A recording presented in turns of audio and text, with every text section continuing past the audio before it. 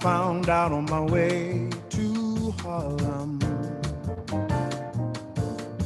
Ellington, you don't live around here.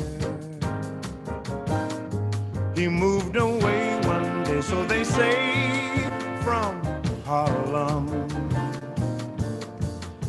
I can hear his echo still. Now, you can't keep me away from where I was born. I was baptized by my daddy's horn.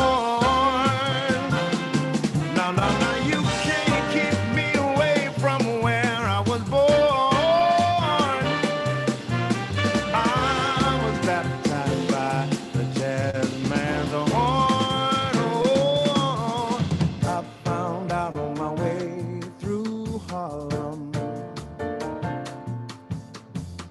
Langston Hughes, he don't live round here.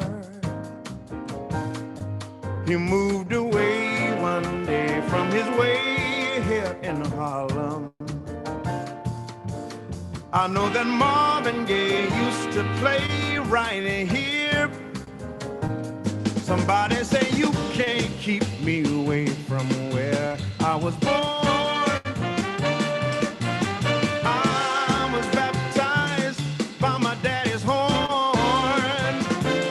No, you can't keep me away from where I was born.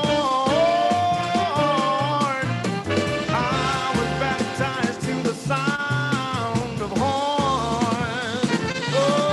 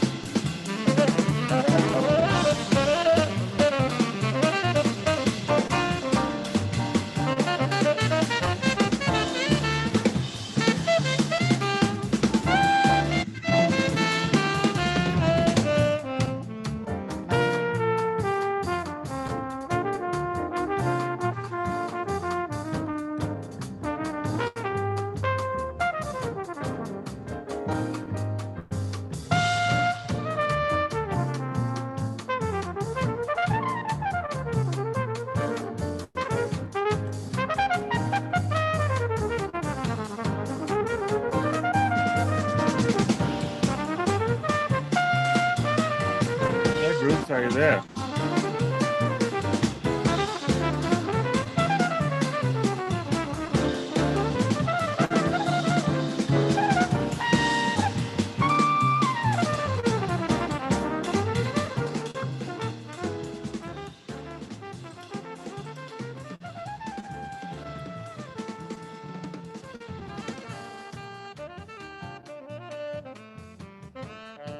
Bruce, can you hear me? Come in, Bruce. Come in, Bruce.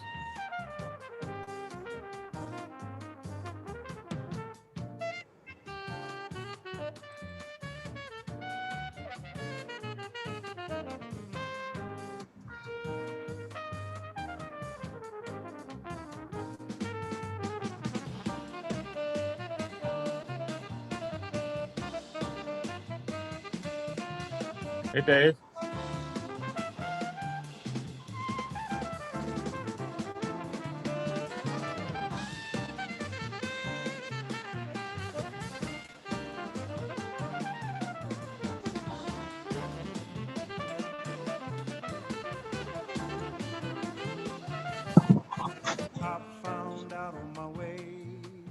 Hey, Dave.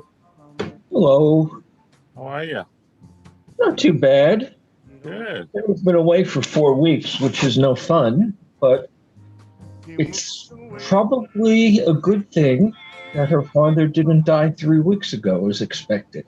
So she's still out there. Mm-hmm. He's 96, you said, huh? Yep. Wow. And his time is close, but not yet. Okay, well, God bless him.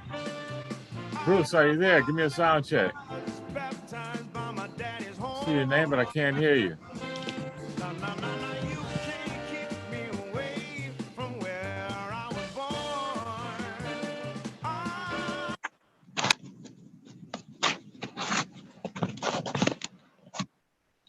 That you, Bruce?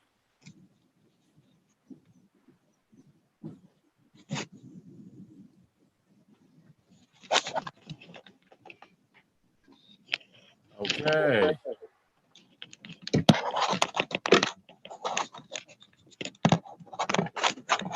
Hey, Bruce.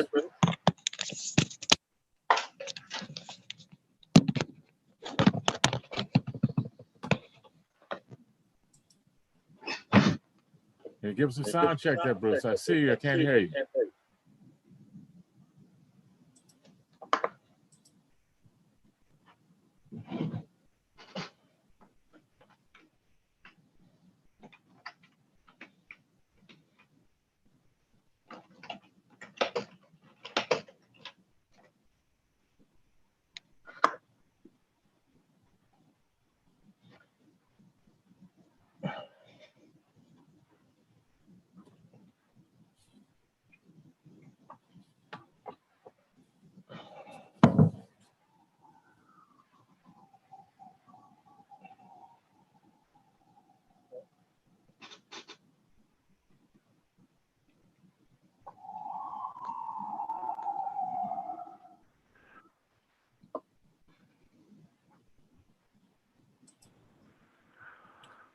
Okay, that's you, Bruce? I have tried 5 times to get on Zoom and it won't work. Okay. Oh, there I am. Yeah, you're here now. You're on your phone. It said the video wasn't working. Thank you very much. 5 times. Okay. Well, I'm on a phone, so it's good. Okay, so are you good? Yeah, I'm fine. You can hear me. That's great. Yeah, I hear you fine. And you can see me. I see you fine. Okay, I'll use the phone. Okay.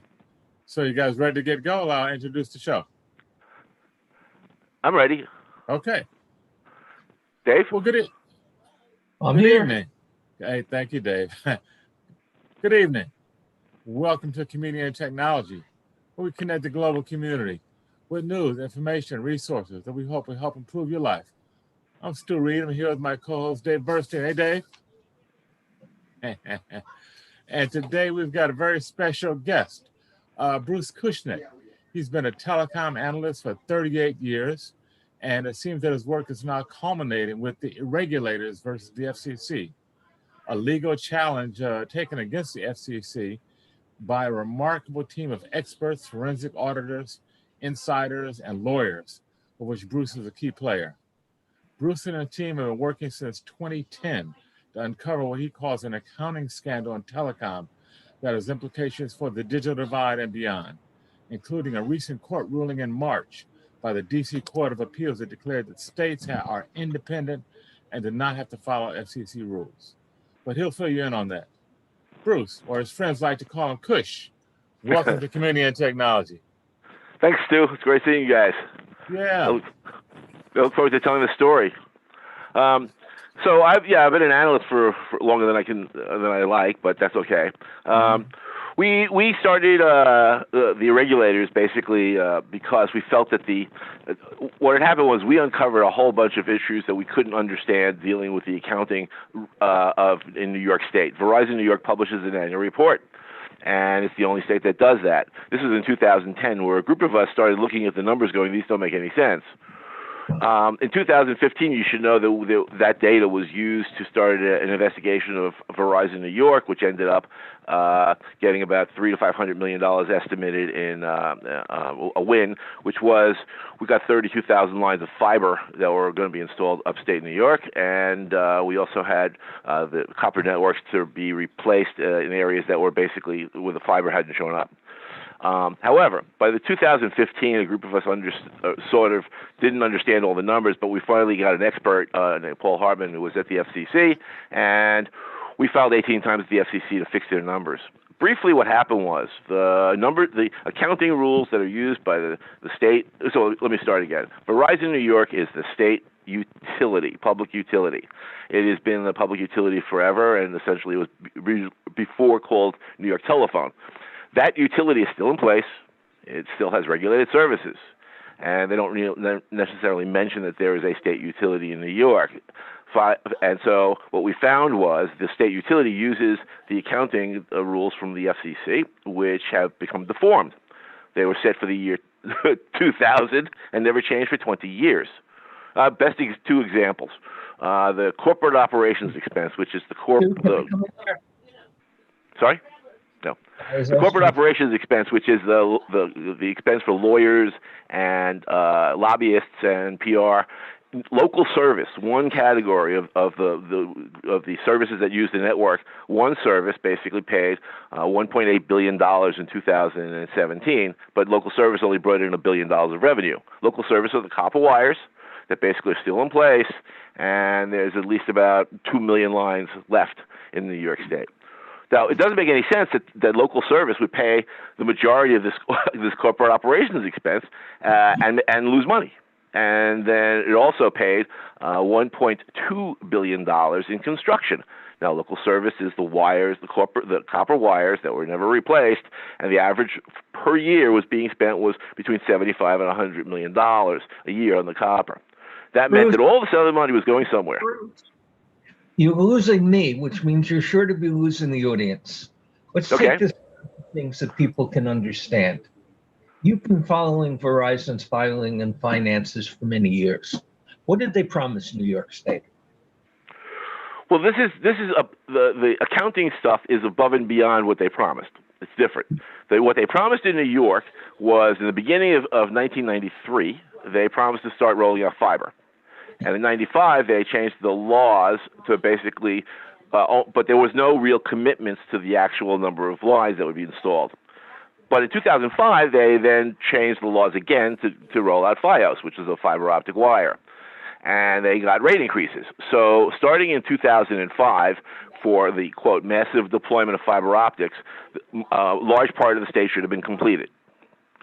In New York City specifically, there is a franchise that basically said that 100% of the residential parts of the city should have been completed by the year 2014. And 25% of the city is still not completed. So different promises for different things. The accounting that I'm talking about is an overlay of overcharging. On the radio won't make sense of the accounting because it's much too complicated to catch on the radio. So I want to go back to the things that really hit home. How much do you charge New York? Sorry? How much do you believe Verizon overcharged New York? Okay.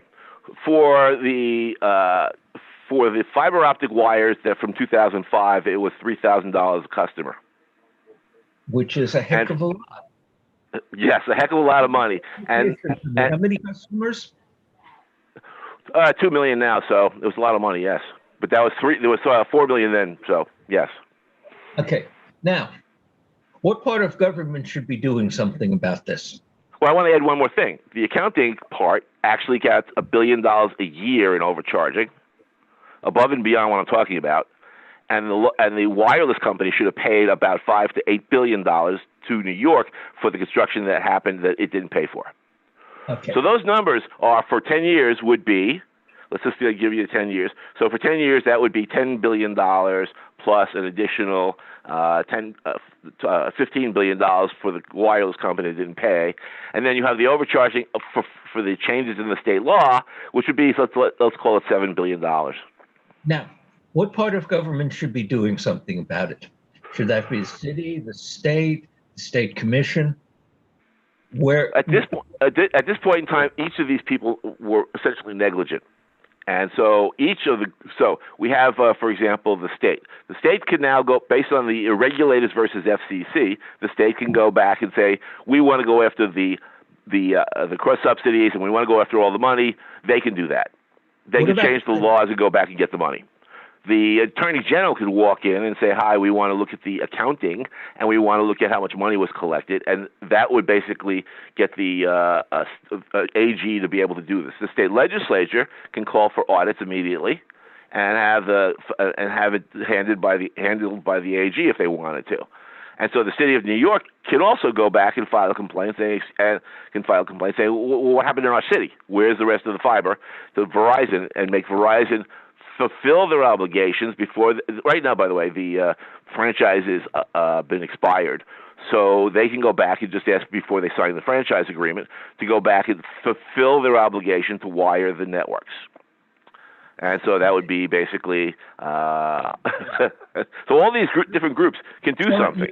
You've thrown so much at us that nobody's going to remember the details. What's the website to find some more details? Regulators.org. That should be simple enough. Spell it. Yep. It'll be a quiz. Hold on a second. That's irregulators, right, Bruce? Right. IRREGULATORS.org. And we will give regulator. Now, a few things I should say. The City of New York, the Commissioner of DOITT, I don't remember what it stands for. Stu, you know, what does that stand for? Department of Information Technology and Telecommunications. Do it. Was invited and passed. And I also invited Verizon. So Verizon is more than welcome to contradict any of these numbers. I have verified many of the numbers from Bruce over the years. I am one of the very small number of people who actually would read the Verizon filings, and they were obviously, well, I'm going to say inappropriate, but I probably should use a much stronger word. They made no sense at all. There was a lot going on there that shouldn't have happened. We got that. Now, what Verizon can afford. They just came in this morning with their financials. Let me look them up here on the computer. The quarter was not so good. They only made $4.5 billion. Is that profit or is that revenue, Dave? That's profit. That's profit. That's profit. Revenue is up. Actually, that's profit after taxes. Whoa. They're paying. Dave, right, look at the operating revenues and expenses, and then see what the money is before the taxes. EBITDA. EBITDA. So, And yeah, Verizon. In there, and nobody can figure out. And my friends include the top analyst on Wall Street. Nobody can figure out where Verizon is burying the money they're supposedly paying in taxes, because it hasn't been going to the government. There's $20 billion plus on their balance sheet when I looked 2 years ago that had to do with deferred taxes and other things like that, and they refused to explain it to me. That's probably illegal. So, Well, Verizon New York is losing $2 billion a year for the last 10 years. It didn't pay taxes in New York. It saved $900 million in benefits. Yeah, there's a whole lot, and they pay their top people $20-30 million a year officially, and so on. Okay. Stu, what do you think about this stuff? Well, you know, I'm a little amazed. Bruce just said Verizon New York is losing close to $1 billion a year. Where is their profit coming from? I would think New York would be the center of their revenue, and by far their biggest revenue center. How does that work, Bruce? So, Verizon, the Verizon utility, the state utility, they dump all the expenses, which creates the losses. The other parts of the business, like wireless, has a 50% profit margin. Okay. Because it's not paying any of the expenses. So you're Like separating out the wireless. When you say Verizon New York is losing money, that doesn't include the wireless division. The wireless company is very profitable because they don't pay they haven't paid construction in most of the states. So if I understand you, Bruce, that's part of the two-step that Verizon does, is they offload a lot of the costs that should be going to wireless to the wireline business, and then the wireline business is therefore losing money, doesn't pay taxes, and maybe even get some carry forward tax benefit because of the losses. And in the meantime, the wireless company is the one that's making the money on somewhat on the back of the wireline company. Am I reading that right? Yep. And the rate increases. What happened was they took the budgets for the wires to FiOS, and they said the fiber optic wires, and they said we're just going to move it to the wireless company. 2010, they just did a wholesale move. Now, the Attorney General's office in New York actually found that they had taken the money that was supposed to be used for customers in the wireline business and moved it to the wireless business, the construction. So which is one of the things I've been talking about, is the subsidies going back and forth. Nobody's ever checked them. So New York is the only state that actually publishes an annual report. I've checked them. And in fact, one of the things that was obvious when I checked them is it was impossible for Verizon to any meaningful sense to be losing money in New York. They dominate the business connections in the richest city on earth. Mm-hmm. That is a gold mine, no matter how you think about it. They didn't lose money. But how could they possibly be losing money with that venture? It doesn't make any sense. No, it's games, and it's ugly games. But bashing Verizon is too easy. In New York, we have some other networks that may be able to fill in. We have Time Warner Cable and Charter here. We have Cablevision in part of the Bronx, Brooklyn, and Queens. And the wireless networks have been improving at an almost unbelievable rate in the past 6 or 7 years. Plus, we have some expanding community networks. Stu and I are active in the Internet Society here, which actually provided some funding and support for NYC Mesh, which is available in a lot of parts of Manhattan and Brooklyn.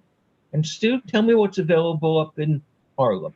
Yeah, not just NYC Mesh, but the Internet Society Foundation also provided funding to our Digital Divide Partners, which is an ongoing and more than 10-year-old operation in Harlem that has partnered with resident associations to provide free wireless internet access. And that's one of the big issues that we as a Digital Divide Partners harp on, is that there's a lot of talk about so-called affordable, making broadband affordable to low-income families.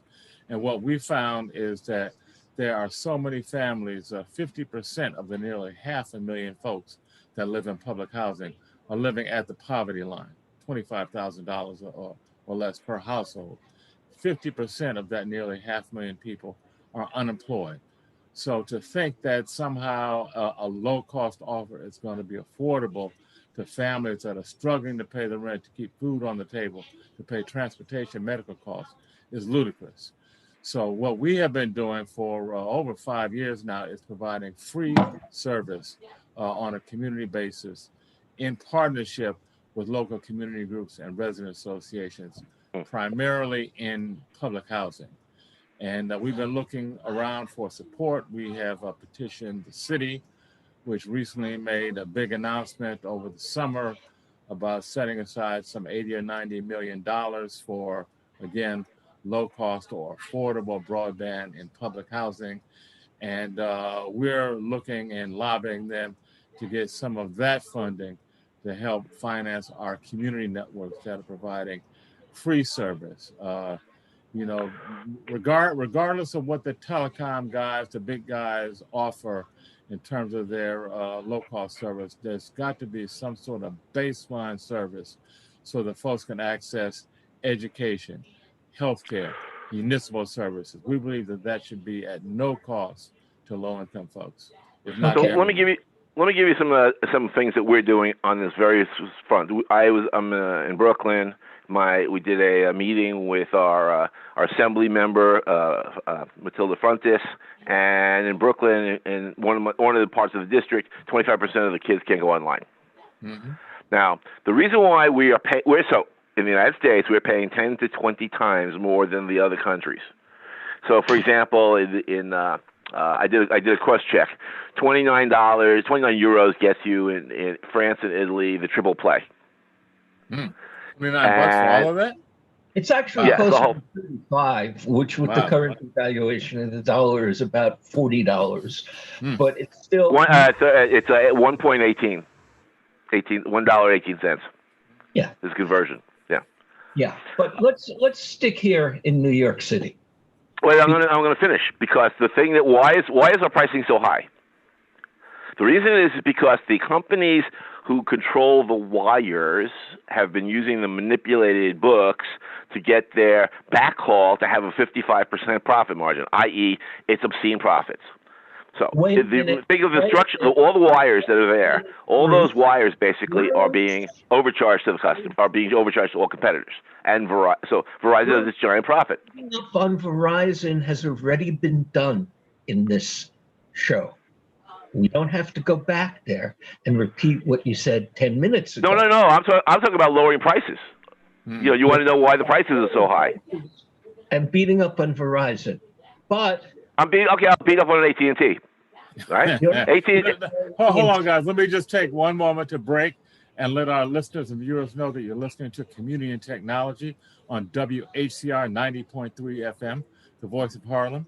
I'm Stu Reed. I'm here with my co-host Dave Burstein, and we're speaking with Bruce Kushnick, telecom analyst extraordinaire. Go ahead, Bruce. Okay, I'll take AT&T. Why not? Right? no. I'll take. Well, let's go there. AT&T controls 21 states. I understand. But we got T-Mobile as a pure wireless play, and they're highly profitable. T-Mobile and Sprint were not highly profitable. Sprint was losing money. Sprint was losing money, but T-Mobile was highly profitable. And then when you had Sprint was renting the lines from Verizon, and basically they were being overcharged. Now you have to understand, the one thing that's going on is it may be profitable, but the bottom line is the Verizon and AT&T, the people who control the infrastructure, control the price of all the wireless service. And so unless you fix the infrastructure across subsidies, you're not going to get to a bottom line that you could lower rates. That's what's holding this up. Let me just break this down, just that one piece, Dave. Let me just break this little piece down for our listeners who maybe don't understand some of the lingo. I think, Bruce, you're talking about the backhaul, which is what connects the wireless cell towers to the various switching points and network control centers. That even though you're on a wireless network, you still have to use fiber or some wireline connectivity to get to all the switching points. And that piece is called backhaul. And that piece of the network infrastructure is what you're saying is at play here, and where all the manipulation is occurring. Yeah, but we can't explain it in the time we have on the radio, because in fact, most of the backhaul in most of New York City is available from several other providers who are not Verizon. We have so much fiber, and 20% of the backhaul happens to be microwave wireless. So, but they control the pricing of all of that. That's what's going on. It's a cartel to control the pricing of all of this stuff to keep the profit margins at 55%. That's above half the thing is profit. That's it. That's where it is. If you change that part, we lower prices. And I want to change the subject because we can't provide enough facts in a short radio show to have people know whether you're right or I'm right. So wait. We're arguing about the same thing. I'm saying that they're price fixing the bottom line backhaul. That's what's going on.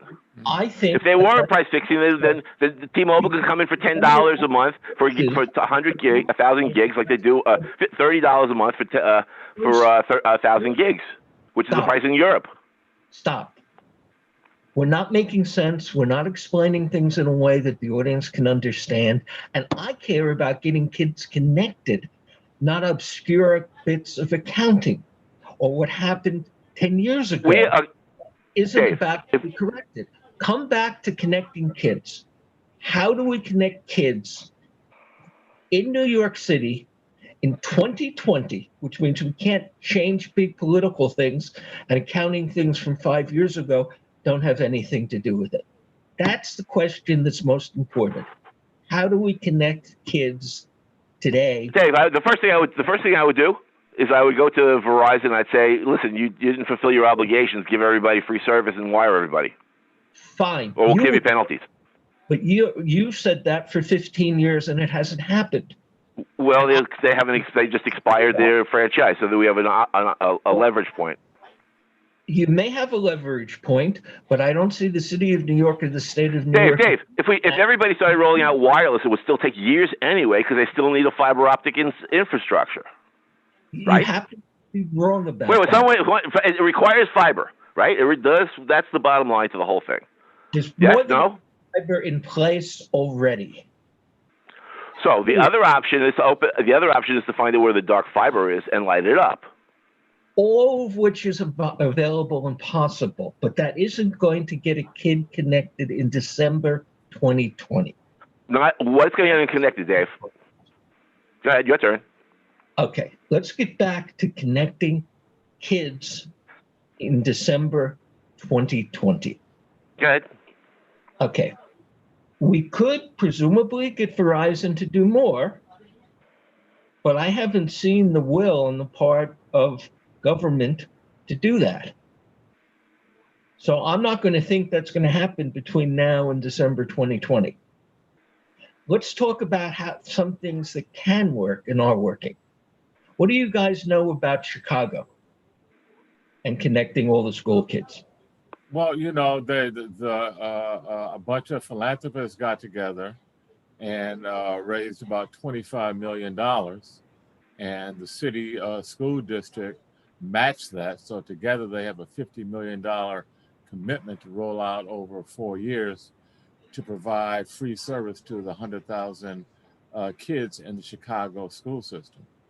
But that's a pretty good sized nut, $50 million over 4 years. The math, it comes out to $10 a kid per month, which is what the so-called affordable internet is. Dave, you could probably tell us that the actual cost to the provider is way less than that.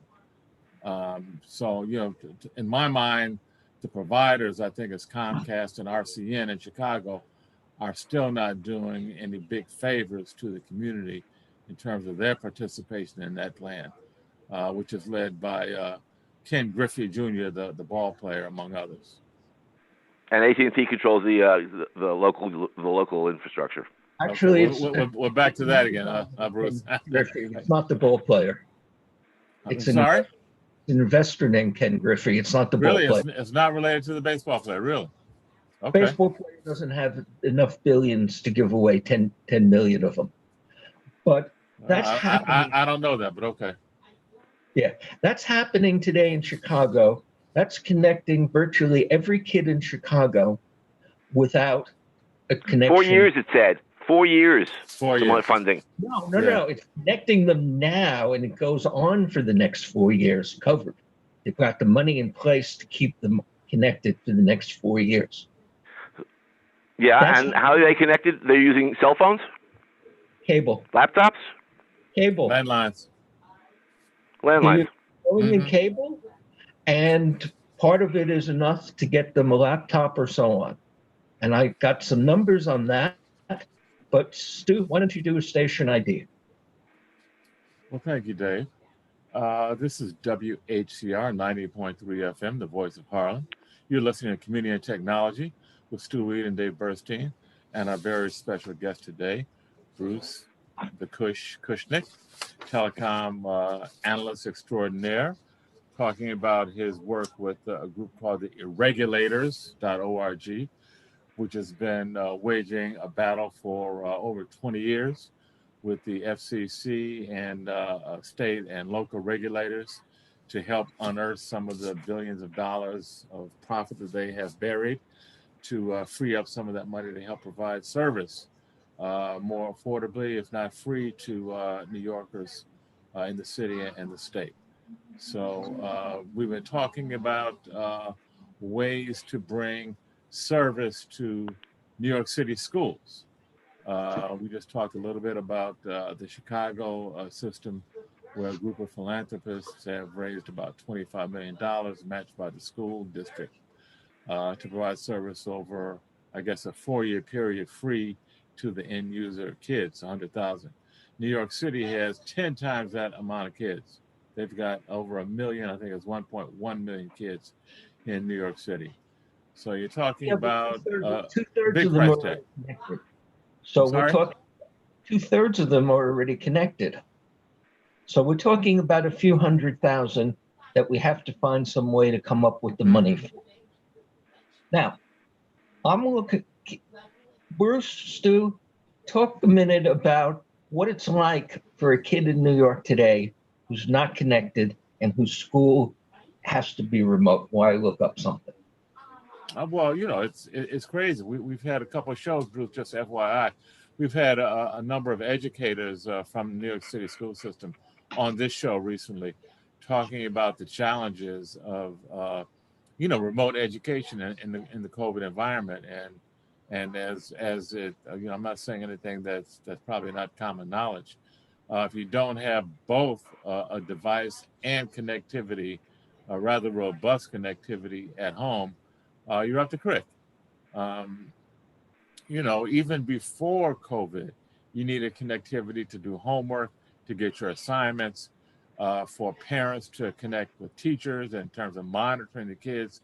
And now with COVID and remote learning and the bandwidth demands of online learning with Zoom and the other virtual platforms, it's imperative that other third. Now, I'd be surprised when weren't more than that, Dave, that don't have internet connectivity at home.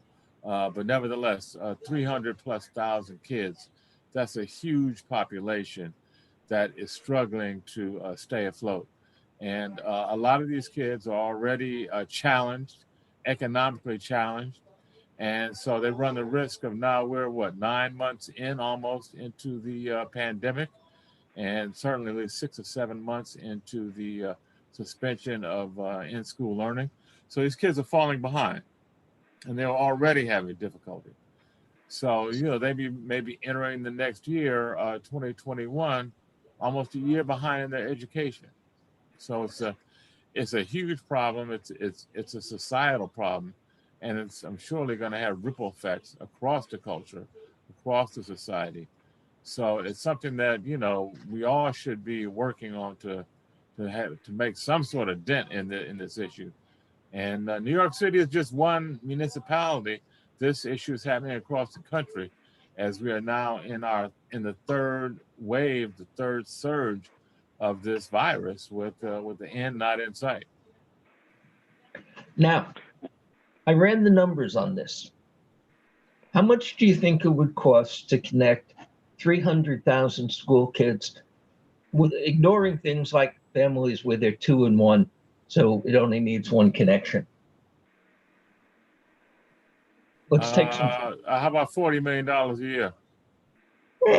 Let's be generous. Let's say it would be $90 million a year. Okay. Who's offering the service? Being What are they generous charging? too? Who's getting all that money? No, who's What? offering the service? Is it the cable company? Is the phone company? Is the wireless company? I'm deliberately looking at the cable company because if they can do it in Chicago, Charter can do it here in New York. And the numbers say it is ridiculous. It hasn't happened yet. Now, let's go over those numbers. Wait. What are you assigning as the value? They're going to say we want retail. They're not going to go, we're going to give it for $5. That's exactly where I'm going. Because the city of New York should do what Chicago did. And Comcast actually encouraged them to do it because they're good liberals and they know it was going to help the community and it's good PR. It doesn't cost them anything. Comcast has a program across all of Comcast, the largest cable company in the country. I don't know if they're still the largest, if they're currently the largest in the world, probably, to connect kids at $10 to $12 a month. You can. Yeah, for how long? As long as they're in school. Yeah, really? You think? And then they're not going to ask for the money back later or some other way? That's exactly what the program Comcast has had for the last 5 years. And that's available. And Verizon doesn't have a program like that. They're talking, they're not delivering. Charter is not together on their program like that. Cablevision doesn't have a program like that. But if Comcast can do it, Charter can do it here in New York. Dave, that doesn't solve the long-term problems. We're gonna. You want to do short term? That's fine. Give them. Kids in a year. Let's slow down, Bruce. I made a point of sending you ahead an outline which said we can talk about the long-term problems after this. But the key question to me, and to I think most people listening, is connecting 200,000 or 300,000 school kids who aren't connected for the next year, and maybe the next 4 years. Now, let's put those in numbers. First, $10 a month more than covers the cost to Charter or Cablevision of hooking up an additional home.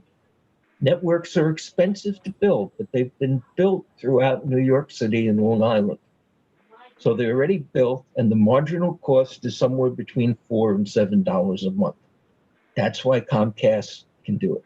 Now, if our politicians had enough... Fios can do it then. They're supposed to have wires everywhere, right? All they have to do is finish the job, and then give cheap prices. I don't want to go to Fios because that's talking about Verizon problems, and we'll talk all day about that. I want to talk about Verizon can do what Charter can do, where they're built, and they should. And there's every reason to say that they should. But I want to solve the problem. That's what I'm trying to look at. So I'm looking at what we can do now if our mayor and our governor had a little bit of courage and knew what the blank they were talking about, in particular the cost. Now, how much does New York City spend per student on public schools? Either of you know the number? I think it's around $2,500 a student per year. Actually, it's more like 18,000. Okay. But on either number, if the cost of getting a connection is $120 a year, and the cost per year of a closable laptop is about $100 a year for 2 years, $60, $70 a year for 3 years. That's a fraction. Yeah. Small fraction. No, it's 200. There's a slew of decent laptops for 180 to 250. Yeah, I'm saying it's a small fraction of the 18,000, and I dropped a zero. I think the estimate is really $23,000 to $24,000 per student.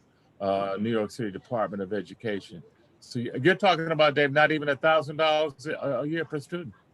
No, I'm talking $300 a year per student. Yeah. Out of that budget. Yeah. So the money. The problem is the political will. That's what I see. That there is no political will to really solve this problem. That's what I see as the issue. And it's partly political will. It's partly ignorance, because Verizon wants to make money, so they want to charge $70. Charter. I'm sitting here with a cable connection because I can't get Verizon Fios. I wrote about DSL for 10 years over a cable connection. And that's still, it's not a lot of money if you recognize what the real costs are, unlike what the FCC does, and unlike what the companies want you to do, but exactly like Comcast is delivering today in Chicago. The money is a trivial fraction of our school budget. Yeah. We don't even need philanthropists. We just need politicians. Reallocation of existing funds. I don't think it's ignorance, Dave. I beg to differ with you on that. I think, there are a lot of real smart folks in this town. You got people like Bruce that have been putting these issues forward, and yourself, Dave, been talking about the real spiraling down of the cost of bandwidth. You've been talking about that for years now, and that's the policymakers got to know that. I just think they don't have the guts, they don't have the wherewithal, they don't have the will, and I don't know if we need to light some fires or kick up some more fuss. I mean, I like what Bruce is doing in terms of the lawsuits. I mean, I think that's certainly keeping the fires, the heat on the operators on one level, but we got to turn up the heat on the politicians somehow. I think those are the ones that are really just not pulling their weight. Not that Bruce is wrong about what Verizon should be doing. That's a fight that I'm glad he's making. But solving the problems in front of us, that's the fight that I'm most concerned Dave, with. if the state wanted to, it could immediately go and say, "Hi, we don't want you to go take this money and stop the cross subsidies that go to wireless, and take that money and go start wiring the state." That's what they could do. In the 4 years, they can make a big dent in 4 years or 3 years if the politicians wanted to do that. It's the same thing with what you're saying. They're not going to give away the service for free, and getting them to go out and give $10 a month. If that's what the cost may be, but they're not going to say that. And then they're going to want their money back. They're going to come out with some other ways of giving new fees. They will do that on wireless, which becomes the next question. Is wireless part of basic service? Wireless capacity has been exploding since at least 2014. We now have about 7 times the capacity on average we had then, and it's going to double in 2 years. So there's a heck of a lot of wireless capacity that's already online and available. My calculation is that T-Mobile could hook up 80% of those 200,000 or 300,000 students today with the existing network. And that number is going to go up. And in fact, T-Mobile has said that they will connect 10 million students across the country at about $10. Now, problem. The capacity there in wireless is enough, when I say connect 80%, at 25, at the federal standard of broadband, which is 25 down and 3 up. Is that enough? And is that enough in the long term? Or do we have to do something better than 25.3 going forward? Bruce, how fast can fiber go? 1 gig, 2 gig, 3 gig. The gig is easy, symmetric. Yep. So the problem with wireless is, in the United States, is that the average household is now using 400 gigs and more for a month. And so if you can't, they don't give that kind of service for wireless anywhere. It's usually the unlimited 50 gigs for $90. Actually, you can't do it. France, so we know what's possible, and again, it's a profitable company. You have the major operators offering what amounts to 200 gig for $25 to $35. So we know that's possible. Yeah, they're not doing that. Yes, they are. That's Verizon's charging $90 for 50 gigs. And so that is something that is wrong in the United States, as you pointed out. But it tells me what's possible technically. And then we go to the political will. But we're going to run out of time in 10 minutes. And let's try to figure out what you really need first for a kid in school, highest priority. And then as we look past that, 3 years from now, 5 years from now, what a family really needs to be reasonably connected. Let me give you a number. The standard business quality video conference runs at 1.5 megabits. Looks pretty good at 700, as we all know. So let's say it takes a gig an hour. With 25 down, you could have 4K videos playing down, but upstream, 3 is a little bit of a limit. It means you probably are going to have to sacrifice quality if you want more than 2 kids in different classes listening all the time. Is that an acceptable sacrifice for 2020 and 2021? Stu, why don't you speak first and then Bruce? Well, I can't really speak authoritatively about the bandwidth numbers, but I would say, I know you can. I know Bruce can too. But I would say that, given that the current environment, pandemic environment and the bleak prospects of it really abating in the near term, and I'm talking about going out 2-3 years, I think you're looking at needing bandwidth in the home for 2 to 3 to 4 people to be potentially simultaneously video conferencing. You know, if you've got multiple kids in the home, you've got working adults. Don't forget the parents have the same challenges. Many of them have to work from home, have to have meetings from home. So you really need capacity for, I would say, 3 to 4 simultaneous video streaming conferencing functions happening in the average home with kids. So that's what I think is the requirement going forward. And I don't think that's going to change anytime soon. And that some families need that. And 3 meg up doesn't do a decent job of 4 connections. It's usable. It may be what I'm using right now to talk to you. I'm not sure what my Wi-Fi is connected at, but it definitely is making a compromise. So what's the upstream requirement, or what you would?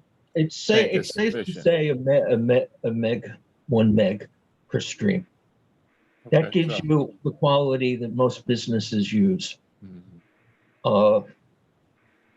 And remember that most kids at any given moment are listening to the other kids or listening to the teacher. So it doesn't put that much burden on the network. But it may be that instead of saying 3, we need to get 2 times 3, Mm-hmm. 6 into homes with a lot of kids. Mm-hmm. That's all right. Now, Bruce. So I think we've now come to the point where we suddenly realize we need more bandwidth and we have to find out what everybody's using. So surveys, I think, are the next step. I don't care what everybody needs to meet their basic requirements. In other words, to go to school, to do their job online. And it happens that the download is enough, they can watch loads of TV as well. Once we get up to a Finnish or a French capacity of a cap that's de facto at least 100 and more like 200 gigabytes a month. There are 21 countries offering for 30 euros 1,000 or more gigs per month. So we're not even close to doing things like that. Well, if I'm not mistaken, that's not a technology network design challenge. That's a political pricing if all these things right? are running off if there's a fiber running to the cell site, you could do it. You could pump a lot of more gigs, but they don't want to do that. Almost every cell site in New York, so that's already solved. And that fiber, additional bandwidth on that fiber, does not add enough costs to be interesting. So we're not talking about a technology challenge at all. Yeah. No, you're talking about the backhaul being too expensive. Mm-hmm. But and that's a political problem. But it turns out to be irrelevant because once they have the fiber in place, which T-Mobile and AT&T already have throughout almost all of New York, certainly 70% and probably 90%. They don't release that much number. Adding more capacity on fiber in place is just not that expensive, no matter who owns it. And in New York, we actually have numerous competitive fiber providers. T-Mobile is mostly buying dark fiber at this point, which means they just have to replace the box on each end, which, Bruce, you know the numbers on that as well as I do, doesn't add that much of a cost.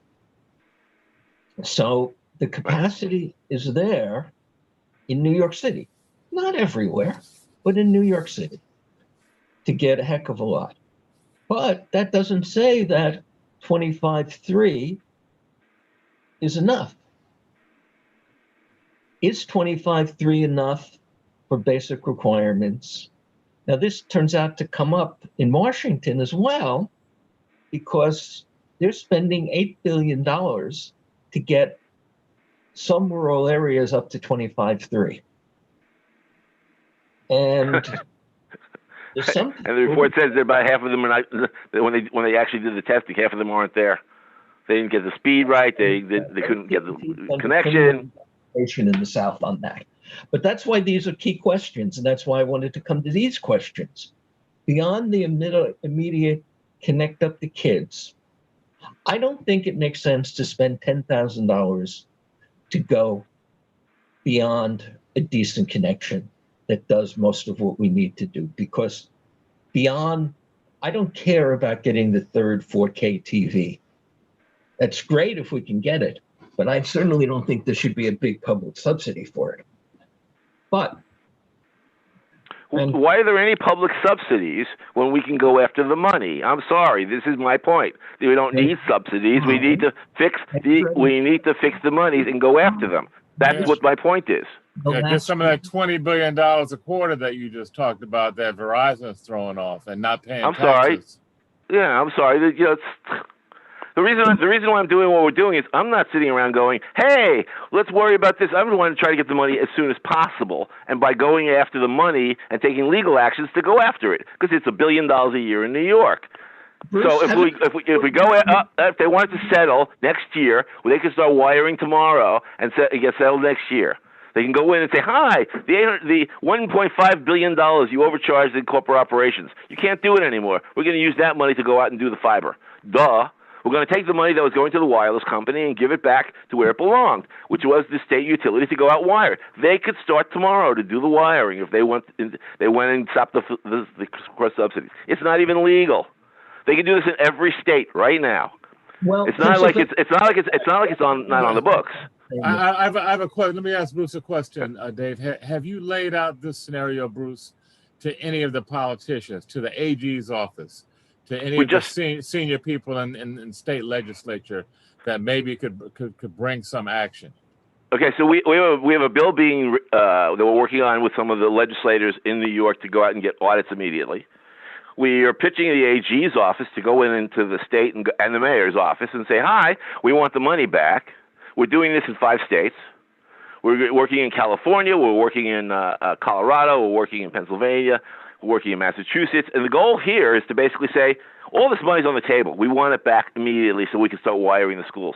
We can start wiring the kids. That's what we're doing. And so the idea that there's all these government subsidies is ridiculous.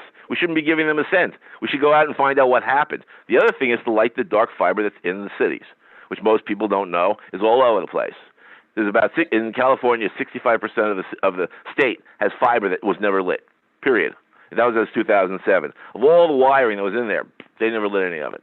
So my feeling is really, to talk about government subsidies is a waste of time, because they're going to get as much money as they can. What we should be doing is saying, no, we gave you all this money. We want to have the wiring now. And they can, as I said, they can walk in tomorrow and say and the government can sign this, and the legislature, stop all the subsidies to wireless. We want the $1 billion back today. But done. We want to put it, and we want to get these people back to work. We can start in January or as soon as possible, just going out and getting the staff. They'd have to hire more people to go do the work. But they can do it. And with the franchise in New York, I would not sign the franchise agreement because it's now expired, and I would demand that they finish the wiring. And I would demand penalties and fines, which would then basically lower the rates for the kids immediately when the thing was being built. Because you could go out and say, hi, you didn't do the work. There's penalties and fines. We want the money. Bruce, and it's $75 million, $100 million. Bruce, right away. Boom. Bruce, we're down to 2 minutes. Let me go through the things that have to be said. I made a point of inviting, is it Jessica or Jennifer Tisch, who's the current head of Do It? She politely declined. I made a point, and it would have been very interesting to talk to her. And I suspect when she saw that you were going to be on the show, she said, I'm not going near that because she doesn't want to touch these arguments. That's to her shame. I made a point of inviting Verizon so they could give an answer, because I confirmed a lot of what Bruce has said, including the inappropriate accounting in New York State. They're welcome to equal time. So far, they're not willing to speak up. I think that we should go back to what worked very well, which was requiring that phone companies provide universal service. That's availability. And then require something that Comcast is doing, providing to the poor, many of the poor, especially those with kids in school, the service is something like cost. And frankly, when we get down to the cost of a marginal broadband, you could pull it out of the school's budget for accessorial charges or something. It's not very much. And Stu could talk about how we could get to most of the city housing projects for so little money. It's ridiculous it hasn't happened. Stu, am I right that most of the problems could be solved if we had political will? I couldn't agree with you more, Dave. The money is there. The money is certainly in the school budget. The money is in all of the accounting tricks that Bruce has identified with Verizon. I'm sure the other telecom players in the city that are playing a lot of the same tricks. The money is there. We need the political will. And I couldn't agree with you more, Dave. There should be universal broadband service, and there should be free universal broadband service. Forget about that affordable broadband service. There should be free broadband service, at least baseline service to folks in New York. To anybody who can't afford it. That's right. But we're about out of time. We're out of time, folks. So, Bruce, any final comments, Bruce? Yeah, just so you know, the wires that are being put in are part of the state utility. We can just take them back. Fine. The FiOS wires is part of the state utility. The wires to the cell phones. Will you please give the link? Yeah, Irregulators.org. That's irregulators. Irregulators. Irregulators.org. Okay, check it out. We've been talking with Bruce Kushnick. Would you support it and help out? What's that, Dave? If the Internet Society had an active committee that was reaching out to the politicians on these issues, would you support it and help out and provide all the data? If it's going after the money, yes. If it's going after getting kids wired, yes. Let's do it. Okay. Sounds good to me. Sounds like a plan. Yep. Time to say goodbye? Thanks, Dave. Time to say goodbye. Okay. Thanks, guys. Okay. Thank you, Bruce. We've been talking to Bruce Kushnick, telecom analyst for 38 years and beyond. Keep up the fight, Bruce. Thank you. Thanks. Okay. Thanks, Dave. You've been listening to Community and Technology on WHCR 90.3 FM, the voice of Harlem. Stay tuned next week for another show on Community and Technology. This is Stu Reed and Dave Burstein signing off. Thanks for tuning in.